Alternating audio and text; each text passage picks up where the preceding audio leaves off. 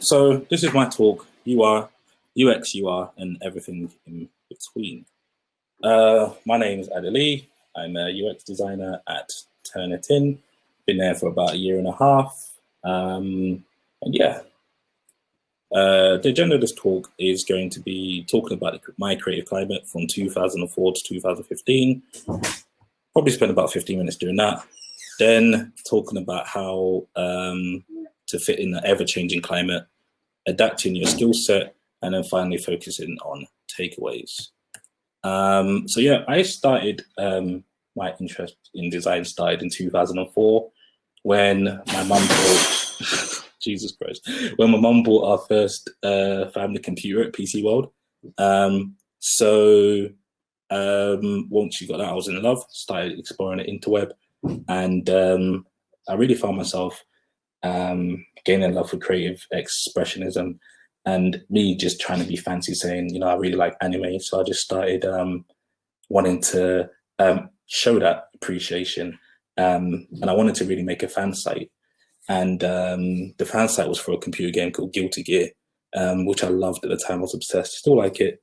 But being a 15-year-old, I couldn't really find the right programs, on a budget. So I had to ascertain them somehow, and also kind of had to teach myself how to use these programs, because there wasn't that many tutorials at the time. So my kind of process was bespoke. I bought these websites on free hosting services, and using free services. I found users from forums, flexed my knowledge on the computer game, and when they were wowed, I added them on MSN. Then I kind of invited them to my personal forum, and I also kind of took requests to, listen to requests to see what I could do to improve the service. And yeah, it's, creating a service, finding users, inviting users, and then improving the service based on feedback. And this is me literally flexing on a forum, just trying to talk to them about my expertise in a particular computer game.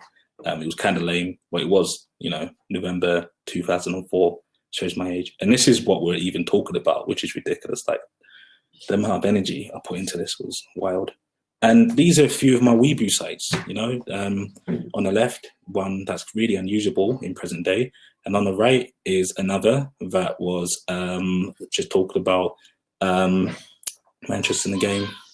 So yeah, my creative toolkit in 2004 was really graphic design, Adobe Photoshop, web design for using Dreamweaver, very basic PHP and MySQL for the forums, and very, very basic FTP knowledge. And then by 2005, 2006, everyone was shifting to Flash websites. So I wasn't keeping up really. I was also used to slicing and dicing using Photoshop, and I also realized that around this time that websites could be very artistic. I was so focused on functionality, but you can really express yourself, and you can do that with social networks at the time like Bebo, MySpace, and High Five, which were all the rage. But I wasn't adapting. And I just wanted to show this really awesome Nike website from 2006, which was interactive. I mean, it took a lot longer to load than it is right now. It would have taken like half an hour, 40 minutes. But it was interactive. You could choose a character or choose a persona that resonated with you and follow their journey. And it was just absolutely amazing. So my mind was being blown at this time with these websites. So in 2007, 2010, I went to university. I studied design for digital media at the University of Hull, and learned a lot about project management, learned how to collaborate using people's skills other than my own. And I kind of further refined my style. So I picked up a bit more Illustrator and started using Illustrator more, and then photography as well. And yeah, this is an example of something I came up with, which was a Paisley bandana using a mascot from a Cloven Ape I had. And it's very particular, as you can see. And yeah, so my process was still bespoke, and I considered myself an artist. And it was either my style or nothing. And around 2007, 2010, Banksy was huge. So I was a huge fan of Banksy. He was very, I started to understand politics a bit more, and I just loved everything he was doing. And I was able to pass my degree, just focusing on me and my style. But I wasn't adapting still. My style is very particular. Focused on street art, graffiti culture, Harajuku culture, gonzo art, and anime. And it didn't really work for everyone. So my mum has a childcare provision, so after school clubs and breakfast club, and she wanted me to make some branding for her and the logo. And I didn't adapt. I just made it to look the way I wanted it to look, and it kind of didn't work for her. She was like, I can't use this. Eventually, my sister, who's a lawyer who doesn't work in design, had to create a logo for her, and that's what's being used today still. And I think in hindsight, the reason for that was because I was terrible at receiving feedback from people I didn't consider creative. It's a very, very ignorant mindset to have. And when I graduated, I couldn't get a job, It was after the recession, not this recession. Haha, see what I did there? I couldn't find a job as a graphic designer.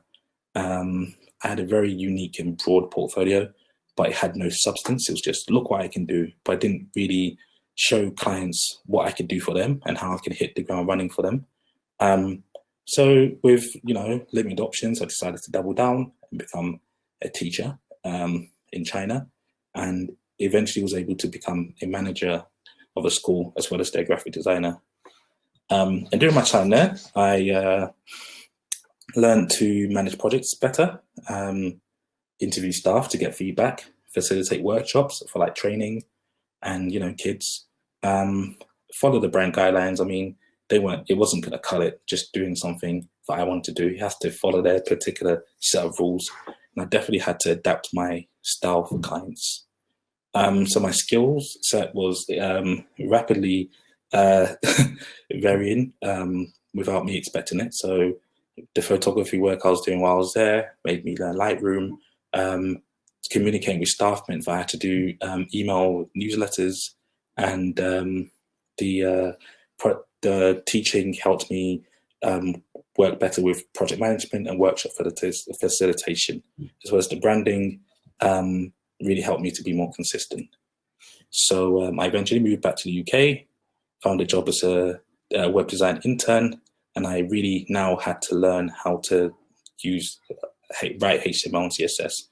I also learned a lot more about design standards, so standardizing design, so pixel perfection, making sure that things weren't inconsistent, and also innovating with extremely limited resources. So as a web designer at this company, I was designing for email, and email, the support isn't as varied as you'd like it to be. So things that you'd like to work on a particular browser wouldn't work on another. So learning to be innovative and flexible, and also meeting everyone's needs and expectations. I also learned to follow brand guidelines much better and kind of put my personal style or my personal wants and needs aside and focus more on a client's needs and expectations. And very interesting for me at the time was designing for different devices. So back in 2004, it was just a computer. And, it shows my age, but there was no mobile phones. Well, there were mobile phones, but they weren't smartphones. So it's crazy how far we've come in just 16 years. And the creative landscape even changed completely at the time. So to me, it was just graphic design and web design. And afterwards, you can see there's so many more avenues and directions you can take. And people might disagree with this, but this is how I perceived it. And my mindset as well shifted. So before it was just make it work, make it look nice. But now it was shifting to something more like, make it easy to use for the end user. Let's get rid of debt. So if you're building upon something, you're using different languages, you're using different types of, design standards, make it so that it's consistent throughout. Design systems were becoming a lot more of a hot topic. So, how to incorporate design system to something and, keeping it simple, silly. So keeping the overall thing that you're designing simple for the end user and the people that are designing and developing it. And during my time as a web designer, my love for UX was born. So I gained a massive understanding of what it meant to be a multidisciplinary, I can't even say the word, you can read it though, designer. started designing for users once, and so needs and not just once. And I learned a very hard lesson, which was the flashiest design wasn't always the best. I used to think that it looked amazing, it will probably get the best results, and it didn't. So learning the hard way through the lack of click-throughs and lack of conversions, that it has to function best for the user, such as call to action placement, was extremely important. And innovating once you have a solid foundation. So once you have met the client's criteria for how they want their brand to be presented and represented, how can you push it a bit further without insulting them? Or once you have really followed the rules of the design system that you're working with, what can you do that wouldn't go against that, but would be exciting and delightsome?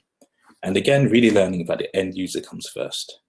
So, fusing all those things together, and combining all the experiences. I'm going to say it again, I've said it a few times, but truly understanding what the user wants, and really being able to better understand complex problems. So UX, as a UX designer, often get given a task that hasn't been thought out, and it'll be my job to break it down into small objectives, and making it so that we can figure out what would work best for the end user for V1 and V2. So creating an iterative process. Another thing I really learned was designing for SaaS businesses, so software as a service. So they have a particular way of how things are presented, and this all helped me to become a UX designer or UX UI designer. And so in the 6 years I've been a UX UI designer, the climate has changed. UX is even more accessible than it was. It's easier for people to become UX designers. So many resources out there nowadays. You can maintain a UI standard with a kick-ass design system. So you can have a design systems manager who will make sure that design system is up to date and is well looked after.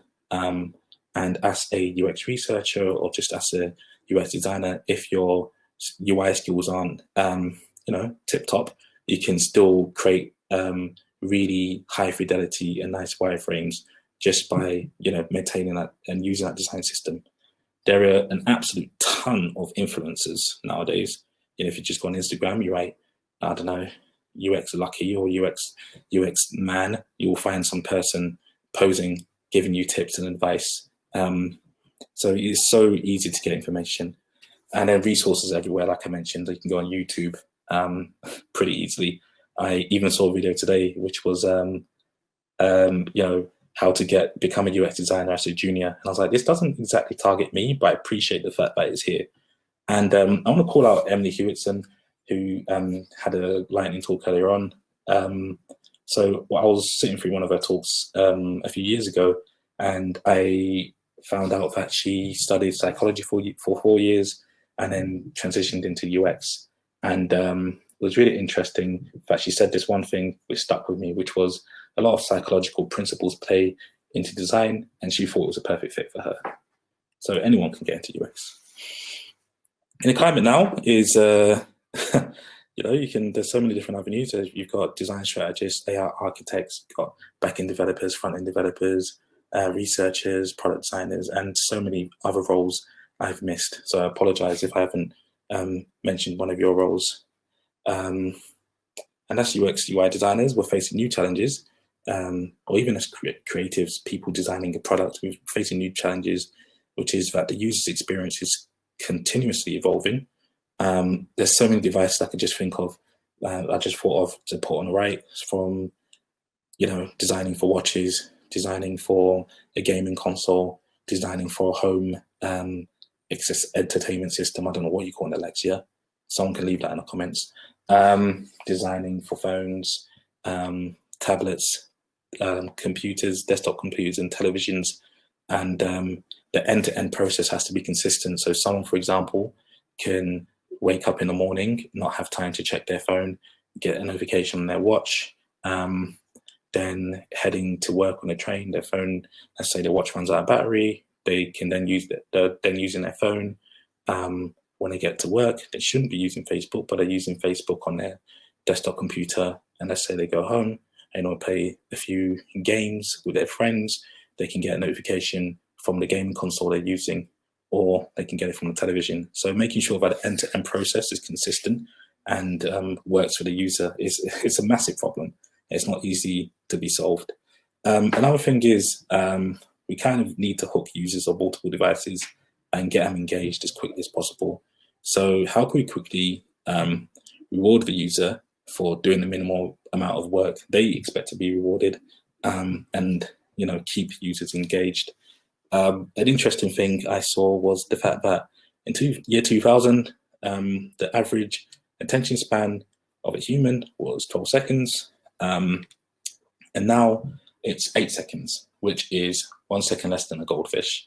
I just think it's very interesting. You can read a bit more about it on the link I provided, and we kind of need to keep people engaged, and there is a way that's being used for good and evil to do that, which is the hook model.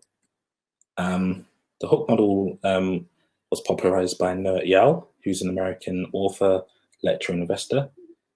So he wrote a book on the hook model. It's a really good book if you haven't read it already. Leave a comment if you have read it. And the hook model is a 4-phase process that businesses can use to create products or services that are used as a habit by their customers. And the goal is high frequency and engagement. The hook model looks like this. So you get these 4 different phases. Like I said, you've got the trigger, you've got the action, you've got the variable reward, and you've got the investment. So the trigger can be external or internal. An internal trigger will be like, I'm bored. An external trigger will be like a notification. So triggers, like I said, external ones could be like an advert, an email, or a tweet. Internal could be boredom, dissatisfaction. Gosh, I was in a good mood when I wrote that. Then you followed by an action. So what's the simplest thing a user can do to, from the first step? And that could be something like scrolling on Instagram, a simple Google search, or pressing play on Netflix. Then there's variable rewards. So 3 different types of rewards that Nir, that's his name, goes on about. And it's really just ultimately giving users what they came for. So you've got rewards of the tribe. So if you're on Facebook, for example, social validation, so likes, comments, retweets. Geez, you know how much I use social media. Rewards of the hunt, which is, let's say, using something like Groupon. You're searching for a deal, you find a deal, and there you go. Or if you're using something like Pinterest, you're searching for inspiration for home decor, you go through the pictures and you see something that resonates with you. And then there's rewards to self, which is personal gratification. Let's say you're using a fitness app and you set goals and you complete those goals. Or if you really like Trello, like I do, you have a Trello list and you complete that Trello list. And last but not least is the investment. What do you do to set that hook model to start all again? So if it's something like Facebook, the easiest example, you send a friend request to get more friends to see what they're doing on their feed, creating a profile on an application so that it stores your preferences, and so on. And then this is just an example of the Facebook model. I did mention that it's used for good and evil, because there is a shift in conversation now that Facebook is using this a bit too well. There's a documentary on Netflix. Again, I've forgotten the name. My mind is blank today. But there's a documentary on Netflix that goes on about how evil Facebook is. If you want to be terrified and delete your social media, then I recommend you watch it. But if someone wants to leave a comment saying what the name of that documentary is, then awesome. And yeah, if you really want to read about Hooked, you can buy the book. It's available almost everywhere. And one thing that he says that really resonates with me in the book is that users who continually find value in a product are more likely to tell their friends about it because they're hooked. And, going back on topic, I think it's pretty obvious now that everything is incredibly user-centric. Like, it's the end user first. We always say end user first, but really is though. They decide if your product's going to be successful or not. really want to keep them engaged, so they keep using them, the product or service. Users, because shorter attention spans maybe, but are less patient. We've got faster. Every technology is much faster than it was back in 2004. So I'm not going to wait 35 minutes for a Nike website to load. If it doesn't load in 10 seconds, I'm gone. And we're incredibly connected. I don't want to get political. And when I say that, I'm about to. But there was a recent election, which we may or may not know about, and we saw the meltdown of the losing candidate in real time, which is unimaginable 10, 15 years ago. And also, it's never been easy to create something. It's super easy to create an application or website or a product or service, because there's so many things that are helping you start with that, and so many templates out there. So the ultimate question really is how do you fit into the changing climate? Like, what should you be doing to fit into this ever-changing climate? And the first one is to learn from others, no matter the profession. When I wasn't taking feedback from my mum and other non-creative people, I wasn't moving very fast. I was very ignorant. Learning to work fast at a high standard, I think, is very important.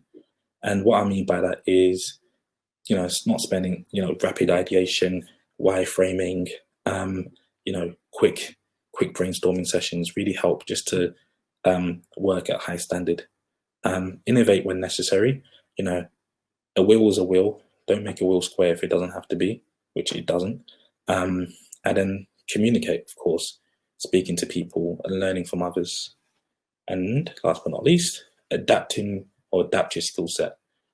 So it was intentional if I spoke about myself for so long, and I hope that you were able to see that I was, over the years, the 16 years, again, showing my age, I was adapting my skill set unwillingly and willingly to be where I am today. And that's really combining everything you've learned and the different disciplines and different areas you've learned as well. I know there's a typo there. I saw it earlier on. I got distracted and I didn't change it, and I called it out. But my different skill sets are project management, UX, UI, facilitation, and research, and I combine that in my role today. And you might resonate and recognize some of these characters on the side, but it's really good to understand the basics to communicate better.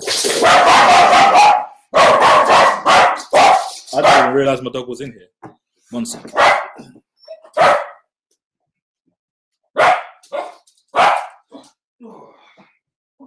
So this is Biscuit. I guess he's going to be taking part in this talk now.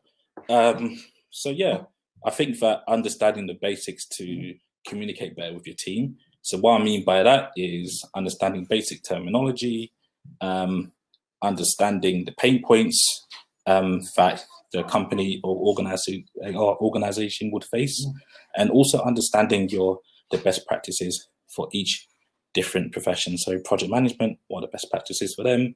UI design, UX design, research methods, engineering, QA testing, and product writing.